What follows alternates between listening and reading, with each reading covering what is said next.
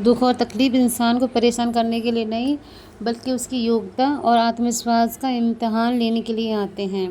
Hello friends, Radhe Radhe. Welcome to my new blog. कैसे हैं आप लोग? उम्मीद करती हूँ आप सब लोग अच्छे होंगे और आपकी पढ़ाई भी अच्छी चल रही होगी।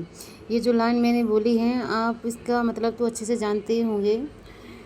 इसका मतलब ये है फ्रेंड्स कि जिन लोगों की लाइफ में परेशानियाँ या दुख तकलीफ़ ये सारी चीज़ें आती रहती हैं, तो वो अपने आप को बहुत कोसते हैं, भगवान को कोसते रहते हैं, दूसरों को ब्लेम करते रहते हैं कि हमारी लाइफ में ये सारी प्रॉब्लम क्यों आती हैं। तो मैं बता दूं आपको, जो इंसान कुछ करने की हिम्मत रखता है ना, तो भगवान उनकी परीक्षाएं लेते हैं।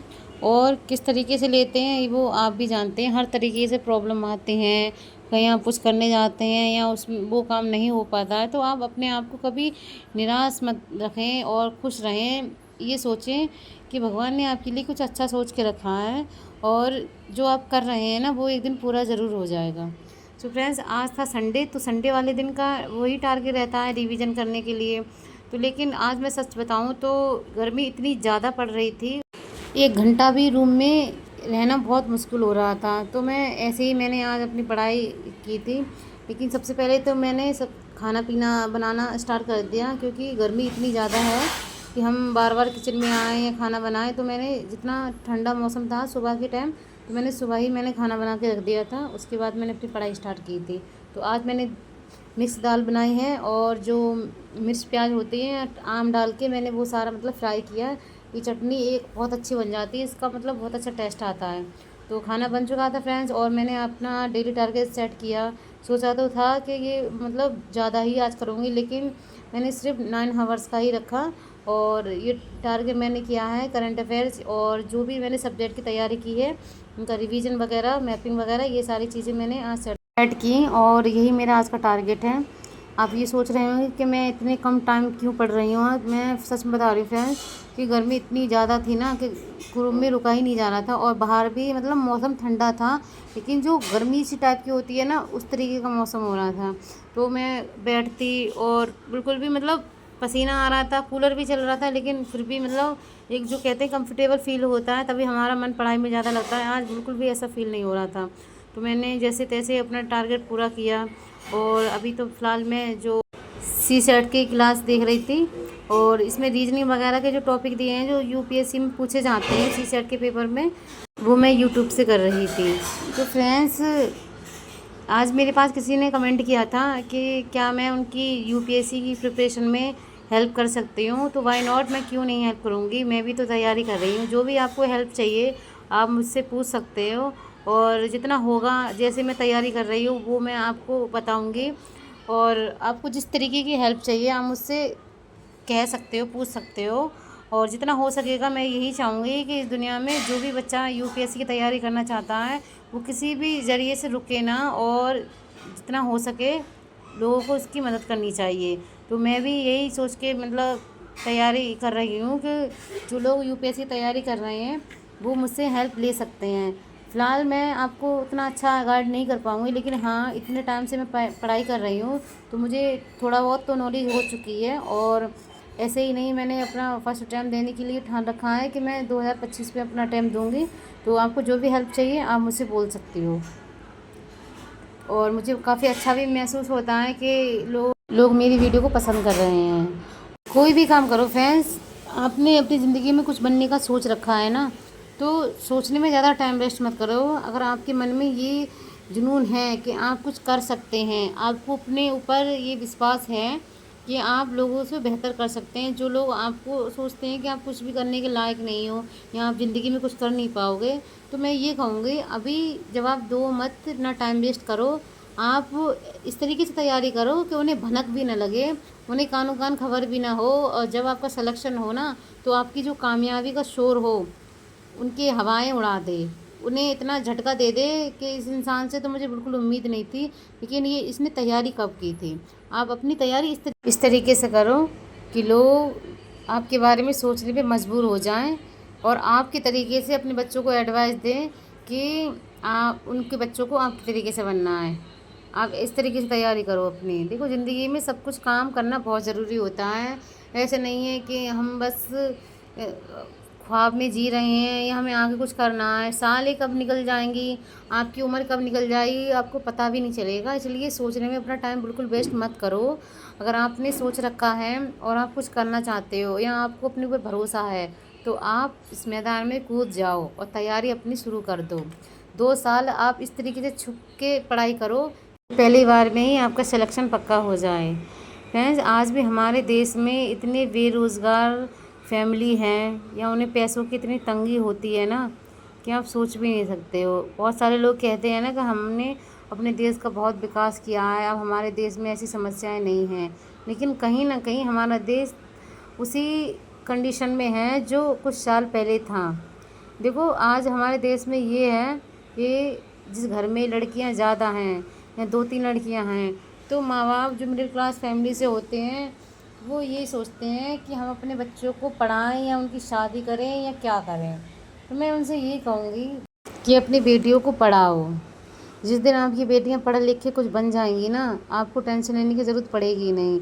लेकिन प्रॉब्लम यहाँ पर भी तो आती है, जिन घर में बच्चे 7-8 हैं और जिनका बाप 5-6 हज़ार या 10-15 हज़ार कमा रहा है, तो सोचो इस इतने पैसों में उस घर में कैसे गुजारा होता होगा। इसलिए मैं ये कह रही हूँ, हमारे देश में आज भी बेरोज़गारी एक बहुत बड़ा भद्दा दब्बा है कि आज भी हमारे देश में पढ़े लिखे इंसान भी जिन लोगों ने डिग्रियां कर रखी है ना वो भी बेरोज़गार बैठे हुए हैं। और कुछ लोग कहते हैं हमारे देश ने बहुत विकास किया है। कहाँ से विकास किया है? और माँ बाप ये सोच में बैठे रहते हैं कि हमने अपने बच्चों को पढ़ा लिखा रहे हैं तो शायद कोई अच्छी जॉब लग जाएगी, लेकिन ऐसा कुछ भी नहीं होता है।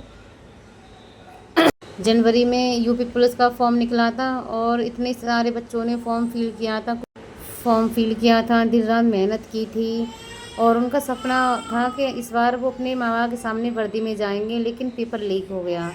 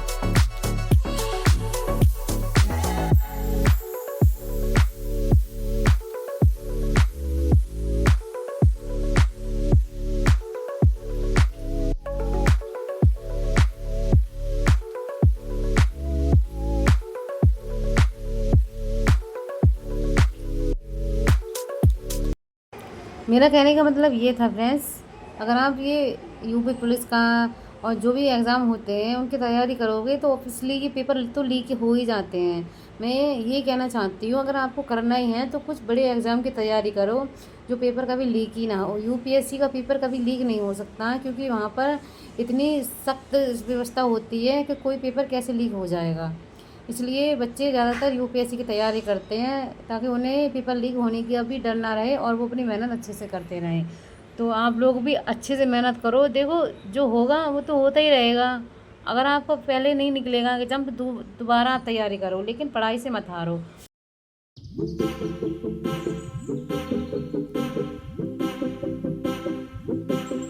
आप अपने जीवन में कोई भी एक्टिविटी करते हैं, ऐसा सोचो कि चाय पीते टाइम आपका मुंह जल जाता है, क्या आप चाय पीना बंद कर देते हो? नहीं करते हो ना।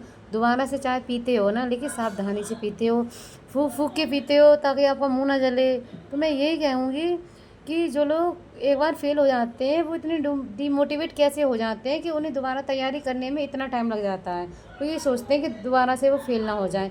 मैं यही कहूँगी कि फेलियर से तो कभी डरो मत।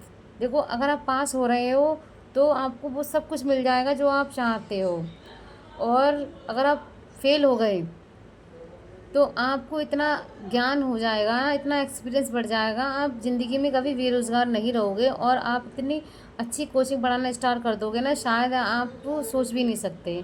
इसलिए, और जो सब्जेक्ट आप पढ़ रहे हो, मतलब यूपीएससी की तैयारी कर रहे हो, और जिन सब्जेक्टों का आपका ज्ञान हो जाएगा तो आप क्या ऐसे ही बैठोगे? आप तो ये सोचोगे ना कि आप दूसरों को मोटिवेट करें, दूसरों को गाइड करें, जो लोग जो आपके साथ हुआ वो दूसरों के साथ ना हो। और ऐसे बहुत सारे यूट्यूब पे ऐसे टीचर्स हैं जिन्होंने यूपीएससी की तैयारी की थी लेकिन उनका एग्ज़ाम नहीं निकला। क्या वो हार मान के बैठ गए थे? नहीं बैठे थे ना। इसलिए आप भी अपनी ज़िंदगी में हार मत मानो। देखो, आप अगर तैयारी कर रहे हो ना, तैयारी आपने ईमानदारी से की है, तो आपकी जो ईमानदारी है ना, वो एक ना एक दिन आपकी मेहनत के तौर पे आपका रिज़ल्ट पॉजिटिव लेके आएगी, और आप एक दिन अच्छे से जो आपने सोचा है वही बनोगे आप। जो आपने ठान रखा है, जिस चीज़ के आपके अंदर जुनून है, आप उसी जगह आ पाओगे। और दूसरी बात ये भी है कि जो आप सोच लेते हो ना, आप वही बन जाते हो। कुछ लोग हमेशा नेगेटिव थॉट रखते हैं अपने माइंड में, तो उनको बस वही चीज़ें गलत गलत नज़र आती हैं कि इस इंसान के भी अंदर बुराई है, उस इंसान के अंदर भी बुराई है, लेकिन वो खुद के बारे में नहीं सोचता कि हम कितने नेगेटिव होते जा रहे हैं, जो दूसरों के बारे में गलत सोचते रहते हैं। मैं ये कहना चाहूँगी कि जिस तरीके की आप बातें सोचते हो, आप वही बन जाते हो। इसलिए आप हमेशा पॉजिटिव सोचो, और वही सोचो जो आप बनना चाहते हो अपनी लाइफ में। आगे चल के आप वही बन जाओगे। सारा कुछ आपकी सोच पे, आपकी थॉट पे डिपेंड करता है कि आप सोच क्या रहे हैं, आप कर क्या रहे हैं। इसलिए हमेशा सोच अच्छी रखनी चाहिए। बहुत सारे लोग तैयारी करते रहते हैं, हमेशा दूसरों के बारे में गलत सोचते रहते हैं, उल्टा सोचते रहते हैं, कमियां निकालते रहते हैं। तो मैं ये कहूँगी, जब आप अच्छा सोच नहीं सकते तो आगे आप देश के लिए क्या कर लोगे? इसलिए एक पॉजिटिव पर्सन बनना भी बहुत ज़रूरी है।